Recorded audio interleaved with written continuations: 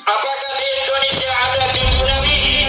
Di dunia ada cucu Nabi, tapi di Indonesia ini belum ada yang terbukti secara ilmiah bahwa dia adalah cucu dari baginda Nabi besar Muhammad sallallahu alaihi wa alihi wasallam. Mau itu adalah habaib.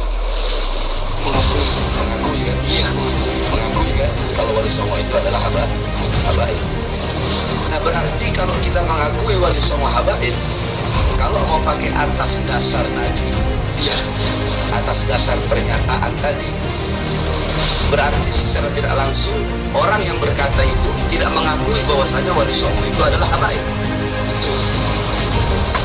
Kenapa? Contoh nih, anak bacain nasabnya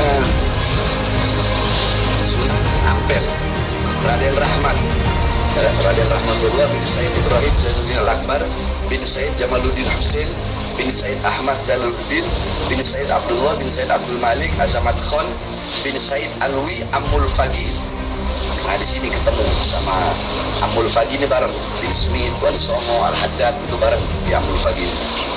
Bin Muhammad Sohibul Mirbad bin Ali Khalaq Qasam bin Alwi bin Muhammad bin Alwi bin Ubaidillah. Ini ada Ubaidillahnya. Bin Ubaidillah bin Ahmad Al-Muhajir.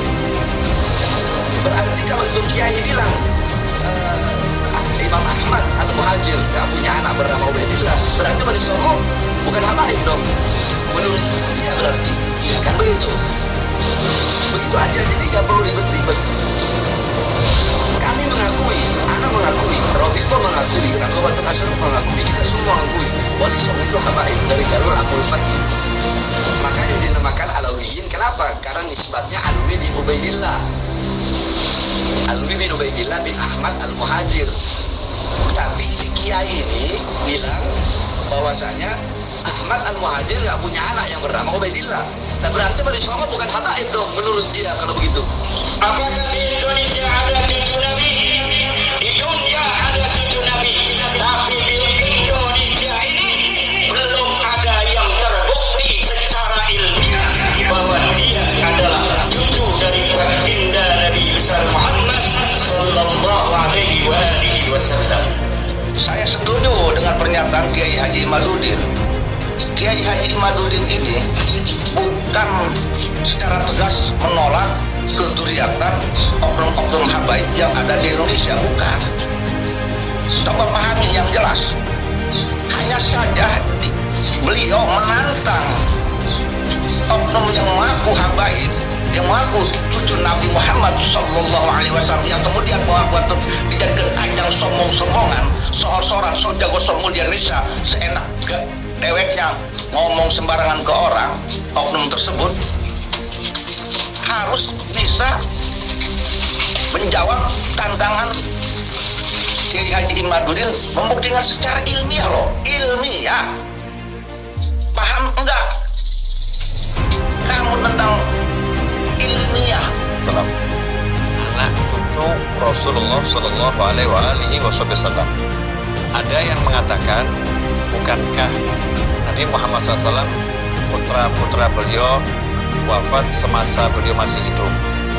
Lantas bagaimana di zaman ini ada orang-orang yang dikatakan sebagai anak cucu Nabi Muhammad Sallallahu Alaihi Wasallam?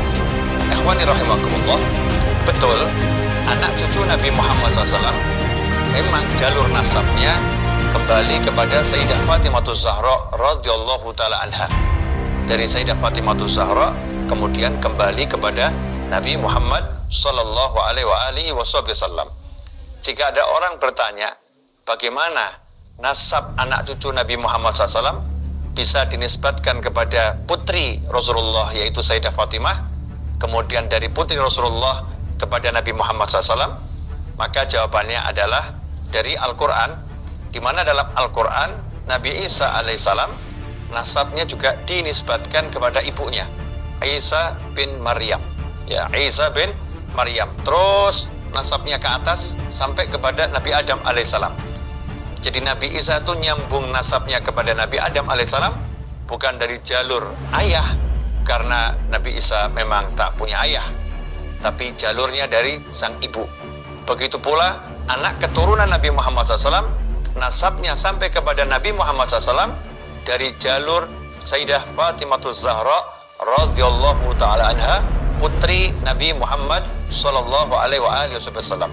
Dalam sebuah hadis yang diriwayatkan oleh Imam Baihaqi, Rasulullah SAW bersabda, "Kullu sababin wa nasabin munqati'un yaumal qiyamah illa ma kana min sababi wa nasabi." Setiap sebab penyebab pertalian keturunan dan nasab, pengikat garis keturunan, akan putus pada hari kiamat kecuali sebab dan nasabku.